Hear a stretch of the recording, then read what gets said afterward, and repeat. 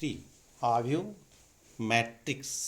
यह चैप्टर परीक्षा की दृष्टि से बहुत इम्पोर्टेंट है, अतः इस चैप्टर के सूत्र आप अच्छी तरीके से कंठस्थ कर लें। पहला टॉपिक है हमारा आव्यूह। आव्यूह किसे कहते हैं, तो आव्यूह के बारे में समझें। अब आप आव्यूह का रूप आयताकार होता है। इसमें पंक्ति और स्तंभों की संख्या भिन्न भिन्न हो सकती है। आव्यूह को अंग्रेजी वर्णमाला के capital letters A B C द्वारा व्यक्त किया जाता है। जैसे एक आव्यूह यहाँ नीचे लिखा हुआ है ए। अब इसमें आव्यूह के जो अवयव होते हैं ये बड़े कोष्टक के अंदर लिखे जाते हैं। जैसे पहला अवयव लिखा हुआ है A11, इसका मतलब ये हुआ यह अवयव पहली पंक्ति और पहले स्तंभ का है। A12, इसका मतलब ए पहली पंक्ति और दूसरा स्तंभ। A13 पहली पंक्ति तीसरा स्तंभ। इसी तरीके से आप के कितने स्तंभों को लिख सकते हैं। अब हम पढ़ेंगे A21, इसका अर्थ दूसरी पंक्ति पहला स्तंभ। A22 दूसरी पंक्ति दूसरा स्तंभ। इस तरीके से हम लास्ट में पढ़ते हैं AMN। AMN तो ये जो आपके क्षैतिज अवयव हैं और ऊर्ध्वाधर, ये क्षैतिज अवयवों को पंक्ति और ऊर्ध्वाधर अवयवों को स्तंभ कहते हैं। आव्यूह का क्रम। आव्यूह का क्रम, आव्यूह के क्रम को m क्रॉस n द्वारा व्यक्त किया जाता है, जहां m पंक्तियों की संख्या, n स्तंभों की संख्या। जैसे एक आव्यूह a बराबर बड़े कोष्टक के अंदर लिखा 2 3 4 5 6 1। अब इस आव्यूह को हमें बताना है इसकी पंक्ति और स्तंभ का क्रम क्या है। तो पहले हम पंक्तियों की संख्या काउंट करते हैं और फिर स्तंभों की संख्या।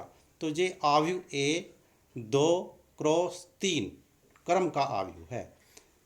आव्यूह, तीसरा पॉइंट अब हमारा हुआ आव्यूह के प्रकार।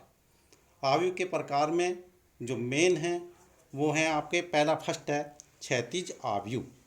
ऐसा आव्यूह जिसमें पंक्तियों की संख्या स्तंभों की संख्या से कम होती है क्षैतिज आव्यूह कहलाता है। सेकंड, ऊर्ध्वाधर आव्यूह।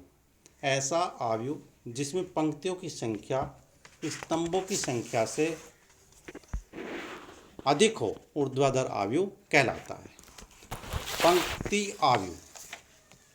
ऐसा आव्यूह जिसमें केवल एक पंक्ति हो, पंक्ति आव्यूह कहलाता है।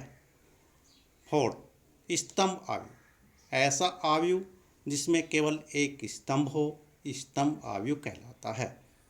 फिफ्थ, सबसे इम्पोर्टेंट आव्यूह यह है वर्ग आव्यूह, जिसमें पंक्ति और स्तंभों की संख्या बराबर हो, ऐसे आव्यूह को वर्ग आव्यूह कहते हैं।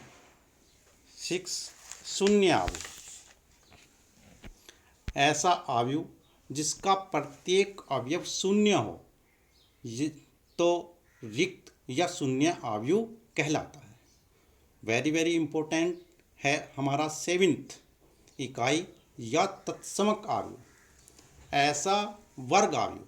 अब इकाई या तत्समक आव्यूह बताने के लिए ये कंडीशन है कि आव्यूह का वर्ग आव्यूह होना अति आवश्यक है।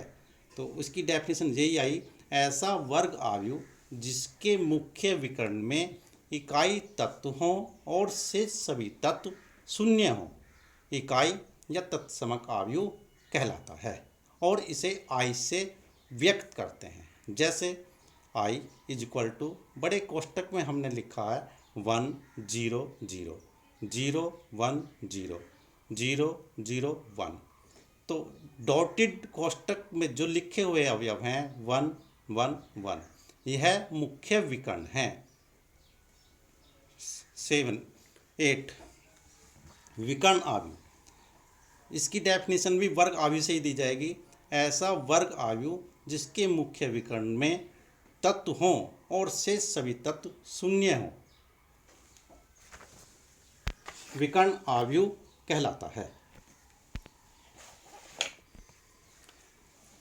ऐदिश आव्यूह। ऐसा वर्ग आव्यूह जिसके मुख्य विकर्ण के तत्व समान हो और शेष सभी तत्व शून्य हो अदिश आव्यूह कहलाता है।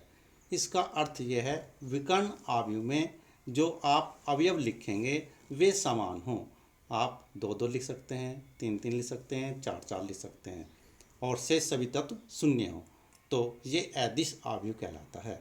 इम्पोर्टेंट नोट्स ये रहा, अदिश आव्यूह को इकाई आव्यूह के रूप में व्यक्त कर सकते हैं, जबकि इकाई आव्यूह को अदिश आव्यूह में नहीं परिवर्तित किया जा सकता है। अब हमारा है फोर्थ पॉइंट, दो आव्यूह में समानता। दो आव्यूह ए और बी समान कहे जाते हैं जब दोनों एक ही क्रम के हों तथा उनके संगत पद समान हों। जैसे हमने एक आव्यूह ए लिखा, इसमें अवयव लिखे 3, 5, 4, 7। दूसरा आव्यूह बी लिखा, इसमें लिखे 3, 5, 4, 7। तो अब हम देख रहे हैं आव्यूह ए में पहली पंक्ति पहले स्तंभ का अवयव 3 है, आव्यूह बी में भी पहली पंक्ति पहले स्तंभ का अवयव 3 है। तो इस तरीके से इन दोनों आव्यूह को हम समान आव्यूह कहते हैं, अर्थात ए बराबर बी।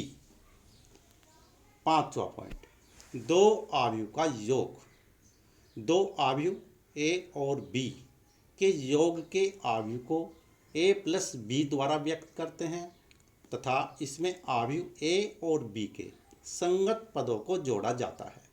जैसे आव्यूह ए और बी दिए गए हैं, अब इनके योग का आव्यूह हमें लिखना है, तो योग का आव्यूह A plus B is equal to बड़े कोष्टक में अब आव्यूह ए के पहली पंक्ति पहले स्तंभ का, बी का पहली पंक्ति पहले स्तंभ के अवयवों को जोड़ा गया है।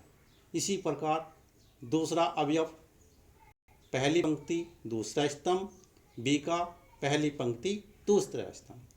तो संगत पदों को जोड़ने पर जो हमें आव्यूह प्राप्त हुआ A plus B is equal to 4, 8, 13, 16।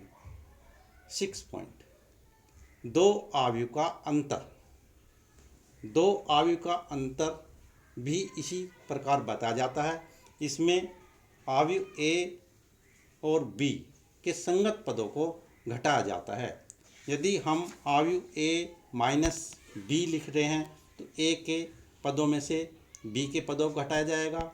यदि बी माइनस ए लिख रहे हैं तो बी के पदों में से ए के संगत पदों को घटाया जाता है। अदिश, नेक्स्ट टॉपिक है अदिश की आव्यूह में गुणा।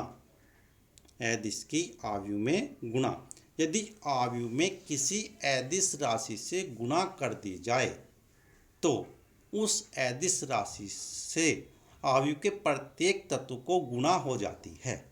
अब जैसे हमने आव्यूह ए लिखा, बड़े कोष्टक के अंदर एलिमेंट लिख दिए।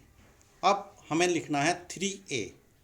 अब हम आव्यूह ए में 3 से मल्टीप्लाई करेंगे तो इस 3 से आव्यूह के प्रत्येक तत्व को गुणा करेंगे। प्रत्येक तत्व को गुणा करने पर हमें 3a आव्यूह प्राप्त होगा।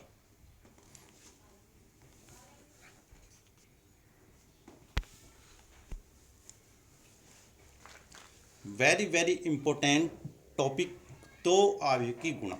जैसे अभी हमने पढ़ा कि दो आव्यूह का योग के आव्यूह को ए प्लस बी, दो आव्यूह के अंतर आव्यूह को ए माइनस बी।